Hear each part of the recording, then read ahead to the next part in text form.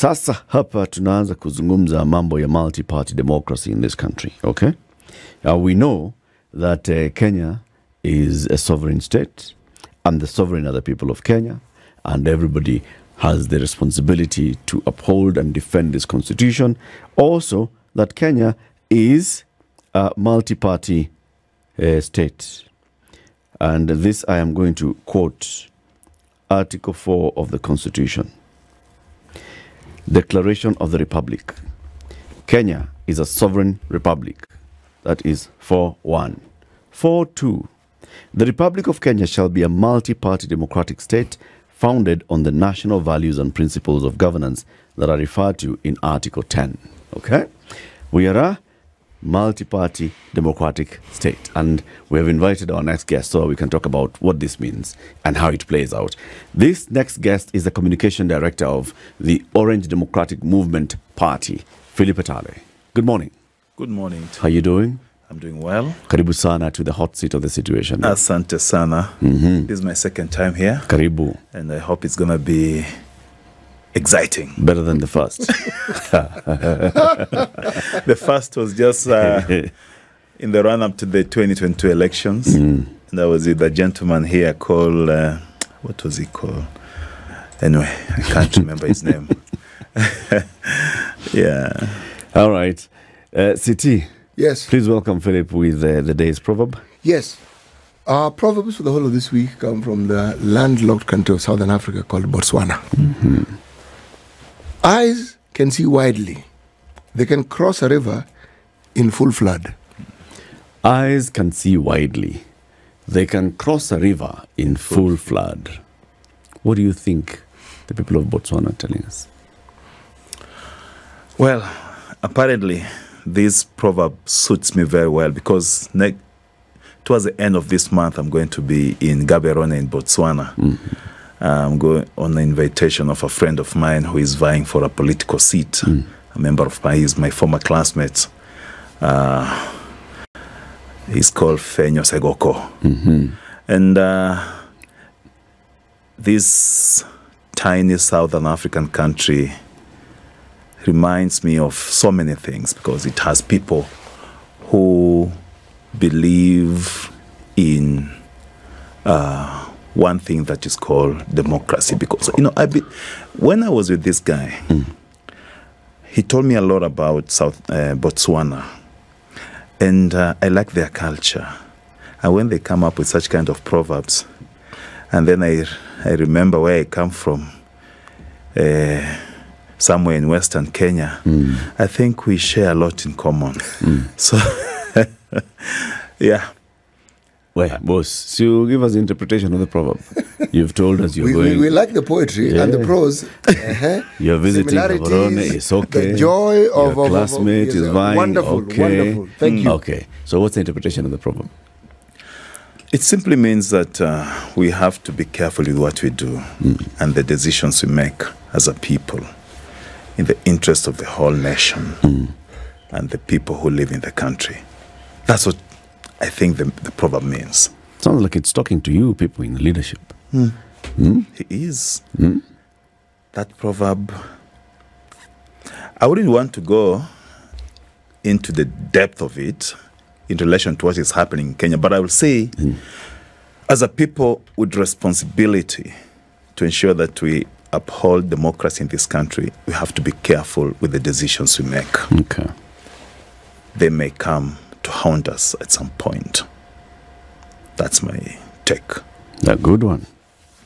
What's your understanding of what the Constitution means in Article 4 when we say that Kenya shall be a multi-party democracy? First, we have to understand what is the definition of a political party. For the time I've worked with politicians and in a political party, I know a political party is a group of organized people or individuals whose main aim is to capture political power. A political party must not be there just for political power alone. It must be there for posterity. And the ideology that a political party is formed should be one that resonates with the needs of the people. Now, when you talk about political pluralism, multi-party politics, I vividly remember when I was a small boy, I think I was in primary 1, 2, 3, 4 there.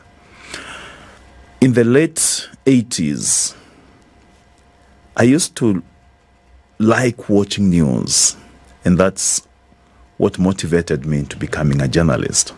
And I could see how the political class then, those who are struggling, those who are fighting for political pluralism, the likes of the late Jaramogi Oginga Odinga, the late Masinde Muliro, the late Martin Shikuku, the late Kenneth Matiba.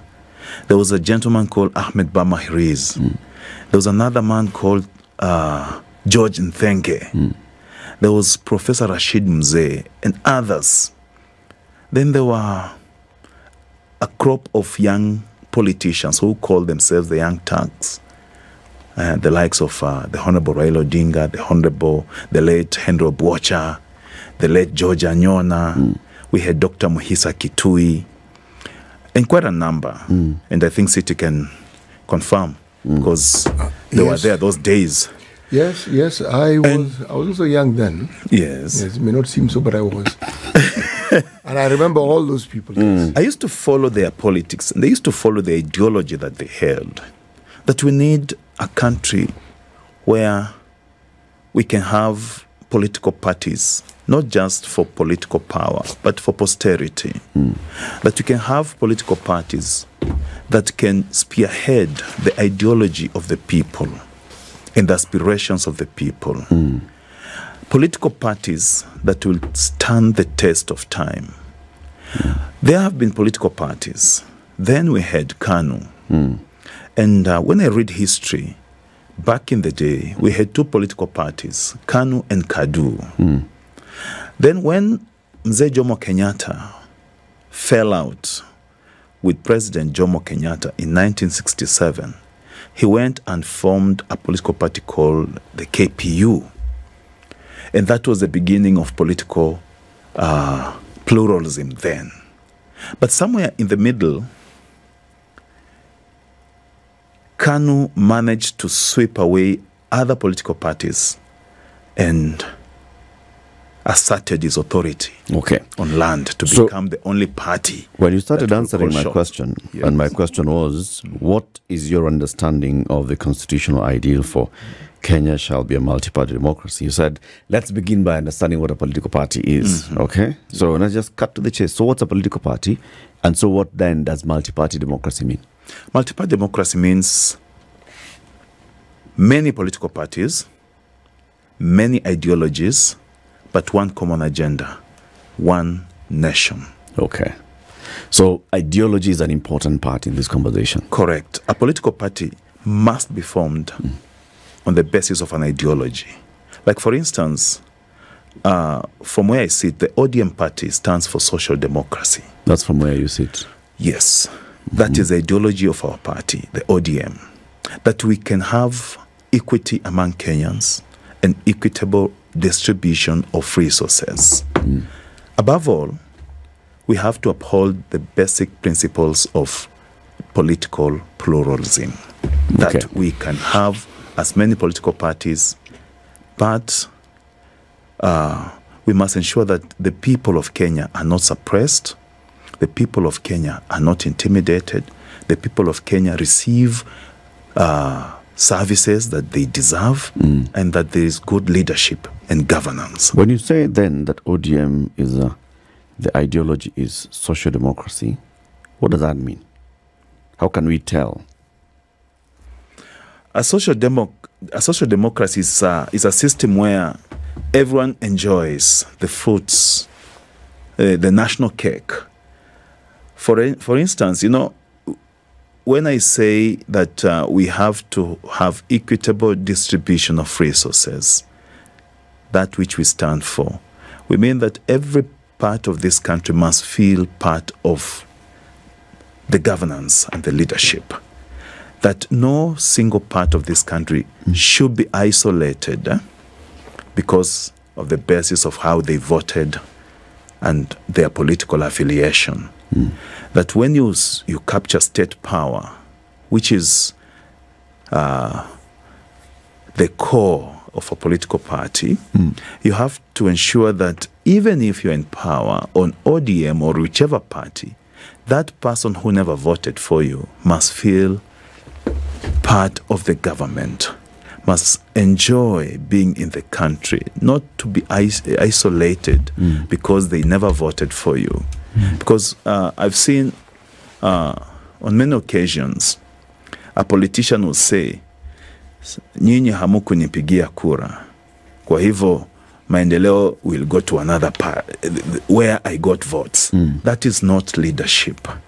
If you're an elected, when Kenyans elect you to be their leader, they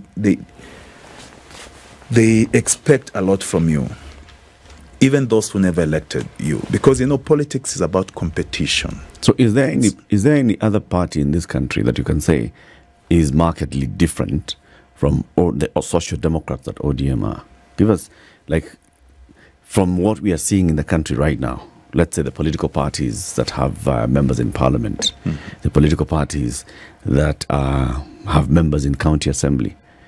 Is there any party that is markedly different from ODM that you can say, this is the ideology of ODM and this is the ideology of this party and they are different? Or can we say all parties in Kenya then are social democrats?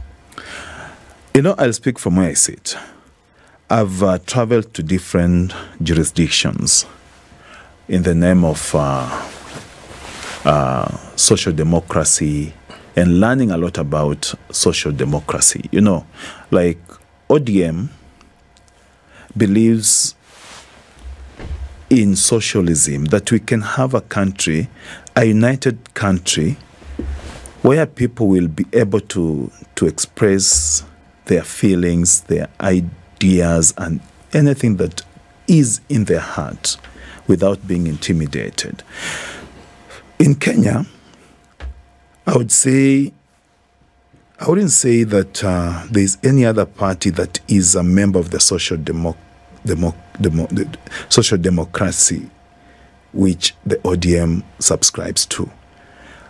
If I look at the ruling party, UDA, they lean more on the side of communism because they have been closely associated with the Chinese People's Party, the CPC, which is a communist party. And a lot of what they do is borrowed from the CPC system. Let's go back to the ideology of communism. Remember when Karl Marx started the movement in 1840s, communism. Then Vladimir Lenin improvised it. And then the people like Mao Zedong in 1920s came up with a system that now is China. You see, the Communist Party of China, which has swallowed other political parties in China. You find that, in China, any party that tries to show its head, kuonyesha kichwa, inagongwa. That's not the kind of politics that we want in Kenya. And perhaps that's the reason why the first 2 years of the Kenya Kwanza or UDA administration, we have had turbulent moments where people have been protesting more than ever before. Not just people calling for good governance, people calling for proper leadership, good policies, but people saying that we want accountability, we want good leadership, we want good governance and good everything to be done in accordance with the law. Can I ask you a question? Yes. You say the ODM party believes in the principles of social democracy. Correct. Okay. Social democracy, those who define these things say it's a middle ground between capitalism and communism. Okay, so somewhere in the middle. Would you say that the ODM manifests these principles within its own party? The ODM manifests its principles within its own party? Yes, meaning in the manner in which ODM is run and the manner in which they conduct their affairs, would you say it manifests the principles of social Absolutely. democracy? It's only that Kenyans have never given the ODM a chance to be in power. What do you mean? And you cannot exercise Kenyans have voted for members of parliament in ODM. Kenyans have voted for governors in ODM. What do you mean Kenyans have not given ODM a chance? There's a thin line between being a member of parliament and state power. State power is where everything is controlled. And what is state power? And you can exercise all these if you have that state power. What is state power? That you have like Kenya is a presidential system. If we can have, if for instance someone in ODM is elected president of Kenya, then we can be able to articulate our issues, Philip, execute go to Mombasa our ideology. County. The executive in Mombasa County is ODM. Correct. The majority in the county MCs, assembly is ODM. Yeah. Do they have executive authority there? They do exactly what we stand for. Can we say that in Mombasa, people can actually feel ODM and its social democracy? Correct. Okay, explain. A lot of activities that are done in Mombasa are in accordance with the principles and the ideology of the ODM. The social democracy that we stand for. For instance, if you go to Mombasa, if you go to Kakamega, if you go to Turkana, all these counties, Siaya, Homa Bay, there is that sense of feeling that something is happening on the ground. And people are enjoying the services that are being provided by the respective leadership. Nobody has raised concern about the leadership in Mombasa, the leadership in Siaya, the leadership in Kisii. Apart from those, the Auditor General would disagree with you. The Auditor General would disagree with you. In the queries that the Auditor General raises about counties whose governors are members of the ODM party have also had issues. Let me explain why I asked the question. There is what you mentioned about state power emanating and simply being grounded within the executive. Are we saying that perks that citizens enjoy by virtue of being citizens, like GCDF, what is it called? NGCDF. Yes, NGCDF, the county allocations. Now we've gone to the MCAs, haven't we? Okay. Are we saying that in any way that all these benefits that individuals who are not necessarily within the UDA ambit do not enjoy these? You've spoken about the NGCDF city. The NGCDF is governed by the national government. Yes, it is. It's controlled from the top at the national level. Does the money get to every constituency in the country? It does. Yes. And members of parliament are accountable because in the past, members of parliament used to have a control of this NGCDF. And we saw nowadays we know how that one went, didn't we? Yes, we know. Everyone knows what happened. Yes. And people used to use the fund for their own political expedience and other things. But now that it's controlled from the national level, I think it's well streamlined, and projects, if you want to start a project, you must give a proposal to the national office, then it's approved, then it's implemented.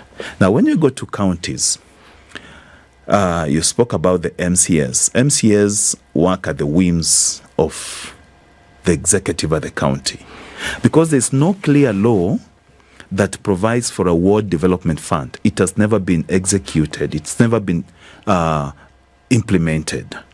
So you'll find MCAs following the governor all over the governor. Everywhere the governor goes, they're there because they want favors from that particular county boss. But if we had a law that provides for clear allocation of the ward development fund, which I think should be prioritized by Parliament, then MCAs will be independent and be able to execute their agenda at the ward level. Now, at the county level, if a government or a county boss finds themselves in a situation where there there is plundering of public resources, then they should be held responsible, regardless of the political party they belong. But what I believe in is that we should have accountability at every level of government, national level and the county level, so that we can have the resources reaching out to the people and going to the intended purposes that they are supposed to serve. When ODM and other Azimio parties were organizing demos last year, one of the big concerns that was being raised then by the Azimio coalition partners was a threat to multi-party democracy.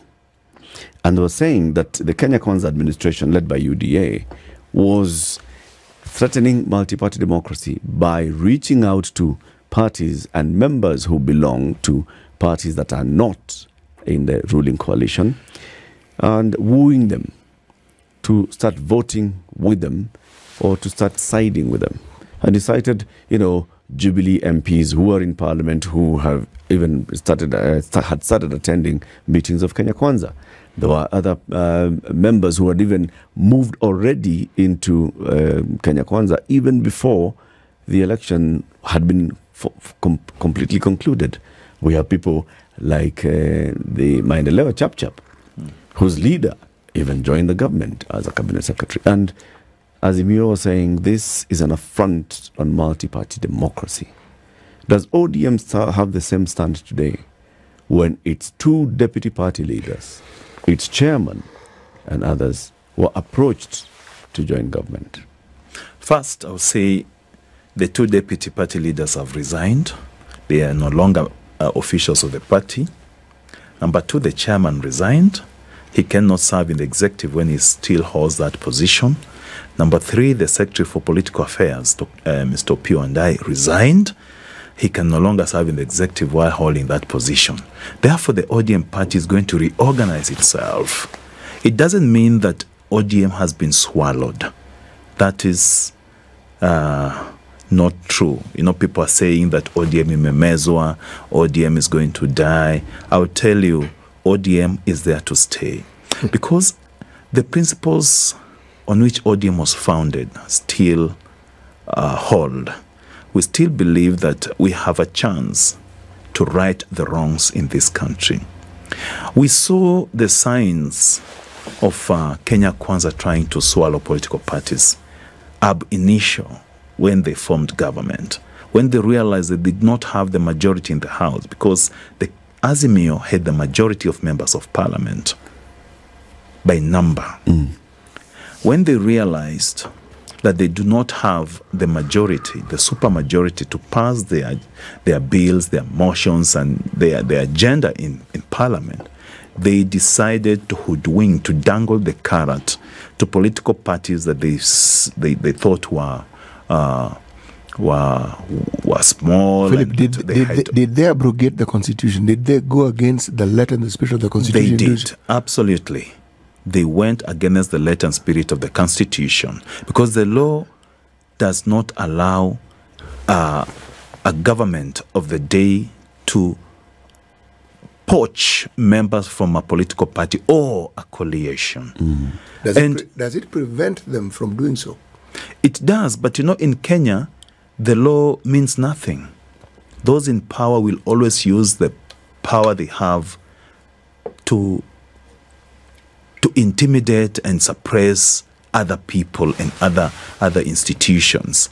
In Kenya, the law, it's not like in the West where they respect the law. Like I remember you remember the representative of North Carolina, the Democratic Party lady, when she saw that her ideology within the Democratic Party was no longer tenable, she decided to resign, quit altogether, and went back to the people.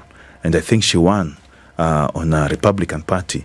So I think the best that, because that's what we still stand for, and even the political parties registrar will tell you, it's not right for any political party to try and get into the affairs of another political party. And it also says in Article 14 of the Political Parties Act that any member of a political party who spearheads the ideology of another political party is deemed to have resigned and joined that political party. So when the Kenya Kwanza administration started poaching, and it started with parties like the UDM, and it swallowed members from Mandera. Then it went to Jubilee. There's still a tussle in court. There's a faction that says we are the bona fide leaders of the party, another that says we are the bona fide. So we have two factions within the Jubilee party. That is what you call an affront to democracy in the country. We shouldn't be allowing such kind of things to happen today. In earlier years before the 2010 constitution, in the 90s that you say that you were very actively engaging with the news, we used to see KANU reaching out to members of the opposition and wooing them to join KANU, right? Yeah. For one reason or the other. And that was one of the reasons why the whole principles of multi-party democracy were even being put in the constitution, is because of the lessons learned and what was seen, right? KANU just going in and wooing members and taking them. Yeah. This time, UDA or Kenya Kwanza or whoever has gone deep in the heart of ODM and wooed its leaders and made those leaders actually resign from their positions in the party to go and serve in government. Is that not an affront on multi-party democracy? It is. When you actually go for the two deputy party leaders, the chair of the party, the secretary of political affairs, secretary of political affairs, senior members of a political party, you go and pick them and they end up resigning, and you leave now that party dealing with replacing them. Is that not an affront? This is different from multi-party democracy. Is that not raiding a party to weaken it? This is different from what the Kenya Kwanza administration did to when they approached UDM. When they approached UDM, Mendeleo Chap, Jubilee. Yeah, UDM is still intact. UDM is still intact, but within Kenya Kwanza, they are within the pressings of UDA. And when time came, UDM wrote to Azimio and said, we are pulling out of this Azimio coalition. We are going.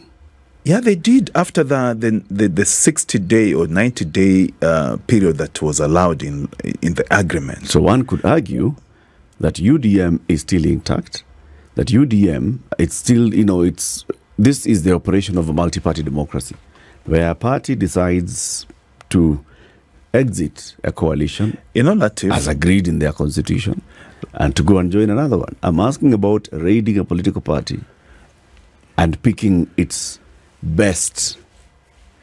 One thing I want to say from that party. One thing I want to say for certain is that the ODM party is not going anywhere. The ODM party is still going to perform its mandate within the minority side of parliament of the political divide.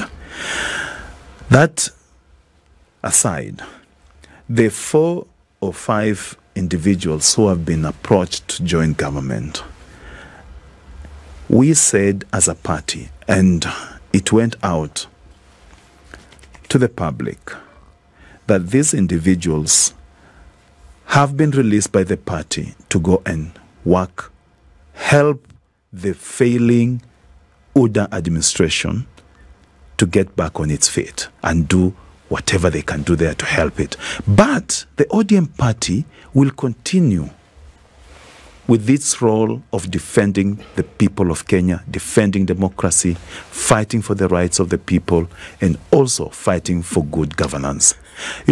City, when as a father, when you see your house is crumbling, your house is coming down, everything is in disarray, what do?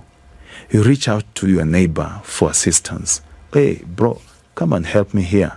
That's exactly what Ruto and his administration did. Because, you know, I've never seen a situation where maybe 19 years ago when Kibaki was under duress and sent home all the cabinet ministers, this is the only other time that the government of Kenya has sent packing all the ministers because of incompetence.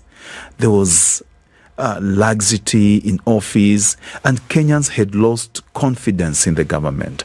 And I can assure you, the four gentlemen and a lady who have been approached from the ODM to go and serve in the Kenya Kwanza administration, it's like in football, somebody, a player, being offered to another team on loan, and they go there and outperform those who have been there. Then the mother club will say, "Oh, we want you back." Philip, and that's exactly what is going to happen. No, Philip, it's exactly no. That is not exactly not what is happening. If ODM had not kicked such a monumental fuss about what the executive did, as you say, raiding, I don't think they raided the other parties. I think they came to an understanding. I didn't see anybody kicking and struggling and fighting not to be taken to Kenya Kwanza. They went, which means they arrived at an amicable understanding. If the very thing that we noted ODM pitched a fit about is the very thing that they're now doing, and with their blessing, because according to you, they have said they're on loan, let them go. So where does ODM stand? I mean, on the one hand, you had an issue with what the government did. On the other hand, now you are loaning them your people, and these are leaders. This is the leadership of ODM, and then you're telling us that ODM hasn't actually joined the government. Surely, you know, one thing I like about the nominees from the ODM, I watched them during the vetting exercise, and each one of them said, "I have resigned for my responsibility in the party, but I remain a loyal member of my party, ODM." And what was that supposed to mean? They still belong to the ODM. Okay. They have not joined UDA. They have not joined Kenya Kwanza. Okay. They have just joined government. You know, there's a thin line between government my point and exactly. But Philip, that's my point. Administration. Philip, that's my point.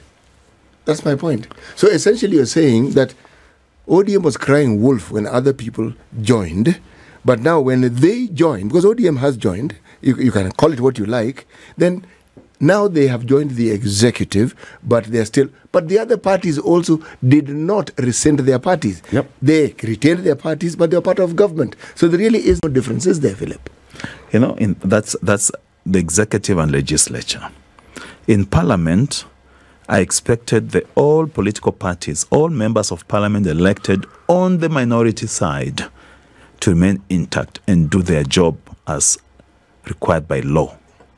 But you know, going into executive means you can go there and again, you can still come back to where you belong at the end of the day. Philip, this one is proving difficult, isn't it? It's not. They have gone. They're just there to work. Then they will come back to where they belong. They're still members of the ODM party. Hey, Philip. Hey. You know, City and Latif. Is Adan Keynan a member of Jubilee? Adan Keynan is a member of Jubilee. But he has not But left sitting Jubilee. in parliament, he sits on the minority side. Yes. But he propagates the ideology of the majority side. Okay. So here's an ODM member who will be propagating the ideology of the Kenya Kwanza administration. You know, one thing that we need to understand is that Kenya... The difference between is a Wycliffe sovereign Oparanya, state. if he gets approved to become a cabinet secretary for Hustler Fund, right? And he's an ODM member. What's the difference between him and, like I said, Sabina Chege or Adan Keynan, who would come and vote for the Hustler Fund in the House? What's the difference? If Adan Keynan can vote for the Hustler Fund approval in the House, and Wycliffe Oparanya, ODM member, which is a member of Azimio Coalition, can go and implement the Hustler Fund, what's the difference? You know, I would say perhaps Kenya is at crossroads at the moment. Because, and this whole problem has been occasioned by bad governance, poor leadership, and poor stewardship of the people at the helm of the Jubilee Kenya Kwanza administration. Because had President William Ruto and his administration been steadfast from the word go when they formed government, that we are going to serve the people of Kenya diligently and with all our hearts and mind, then we wouldn't be where we are today. Kenyans wouldn't have poured on the streets to protest about bad governance. And I'm saying, without batting my eye, that had the ODM or Azimio been given the mandate by Kenyans to govern this country, we will not be having such kind of scenarios where we are going to poach people from the opposition to come and help us govern. We will not. If you accept to be poached, how can you say you would not poach yourself? When the poacher comes to poach, it means the poacher has a weakness somewhere and he has seen some brilliance in the persons they are going to poach, in the poachee, because they don't have that kind of intellectual capacity on their side. When the poachee willingly accepts to be poached, what does that tell you about the ideology of the poachee? It's service to the nation. The character of the poachee. It is service to the nation. So in the interest of serving the nation, had ODM formed governments and the people had risen the way the people have risen now, or whatever challenges emerged, ODM would not have hesitated to cross over to the other side and look for a political party. Approach UDM, Wiper, or whoever else you need to approach. In fact, our members are just going to prove what Kenyans have been missing. What we've been trying to fight for in this country, that we want to provide good governance, good leadership, and ensure that there's proper service delivery to the people of Kenya. They are going to outdo those who are there. And you know, mark this day. Today is the 5th of August, 2024. These gentlemen and lady who are going to serve in this government are going to overperform. And you will tell me one day that you told us on the show that these people are going to perform. They will. And Kenyans will say, actually, you performed well. And credit to ODM? Credit to ODM. Because we have sent them there in good faith. Go thee and serve the nation. And indeed, stick to the ideology of the ODM. Let me also, since you're on record, let me also be on record that they will definitely try their level best. But it is not going to be an easy task to do what they're saying. The likelihood of them simply falling by the wayside in the manner in which their predecessors have is more likely than that they will actually succeed. Because if I listen to the interviews and what they were saying they will do, they were not convincing at all. They did. Listening to the cabinet nominee for finance, for National Treasury, Mr. Honorable John Mbadi, I think he performed very well in matters finance, how he's going to stabilize the economy of the country, the shilling against the dollar. You see, such kind of stuff. And that's what Kenyans want. That one, everybody who has studied what he has studied can talk about. That's not what we're discussing. Ndungu is a man who actually understands this field well. You don't become a professor by not understanding something. He researches these matters on a daily basis. And he had a tough go of it. I am not saying that John Mbadi is not capable. Stalwart fellow, means well. That's why I said, I am certain he will try very hard. It isn't a question of the efforts that he will make. Government, you know this very well, better probably than I do. Government doesn't function well on the basis of one's willingness and on one's efforts. Government functions on how you understand it and how you're able to work with it. You see, the performance of a minister or a cabinet secretary for that matter solely depends on the goodwill of the person at the helm, and the buck stops with the president. Reason why the previous cabinet secretaries underperformed is because there was micromanagement of affairs. And we're not going to have that now. If that stops, then I can assure you the persons who've been nominated to serve. Do we still have the same president? Because if you talk of micromanagement, it means, and the top is just one, the executive is the president. If indeed, as you say, it is being alleged that he micromanaged, you want to tell me that suddenly he is going to stop micromanaging? If he's a good listener, if he's a good learner, then he will know that micromanagement of public affairs is detrimental. And if he wants government to survive, his government to survive the full 5 years, he must give absolute power to these cabinet secretaries to work.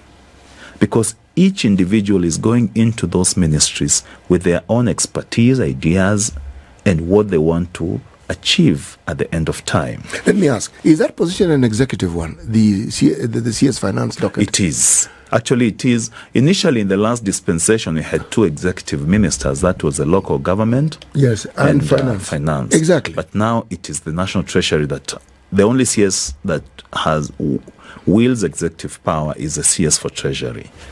Because you sign, you approve documents, yes, policy documents, without even... So there you have it. He actually has the power. Yes. And I expect him to perform. I expect Honorable Mbaji to perform at the Treasury. That is, if his nomination is accepted. If it is accepted. If it's accepted. He is a performer. And I would say all the nominees from our side are performers.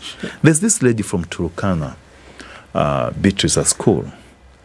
And one day I would wish you invite her on this show. She's articulate in whatever she does. In her field, she understands. You know her. Why don't you make the arrangements?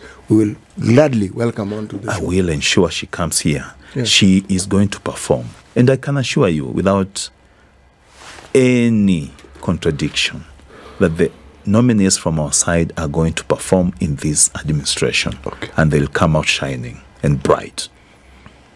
Now, I'm still concerned about the future of multi-party democracy in this country.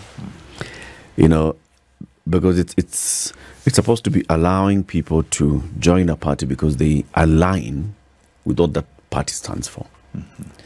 And Philip, let's just be realistic. In this country, people, how many members does your party have, ODM? In terms of membership nationwide? Yes. About 5.6 million. Signed up members. Signed up members. And how do they sign up? We've been recruiting since the party started in 2005. And now I would say we are the first political party to go digital. We've been recruiting online using a short code, and members have been recruiting. And, you know, one thing I like about the Political Parties Act now, you know, initially you spoke about KANU poaching members back in the day when President Mo was in power. Those days there was no act that guided the survival, or rather the well-being of political parties. We used to have registrar of society. Political parties were registered as societies. But with the enactment of the Political Parties Act in 2012, we came up with the Office of the Registrar of Political Parties. Now political parties were no longer referred to as societies, but now political parties, institutions for posterity. And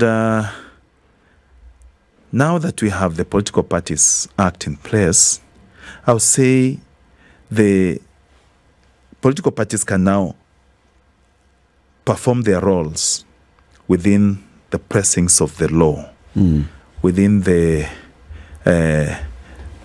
jurisdiction of the political party's registrar, because she's a custodian. The lady is a custodian of all political parties. Any political party that goes against the law can be deregistered. So she reigns them in. She reigns. Now, one thing I want to say is that, you know, with 5.6 million members, and, you know, nowadays you can, if you feel dissatisfied with your political party, you can also resign from that party by writing to the party and the register of political party, because now all all registers of political parties are kept by the political party registrar.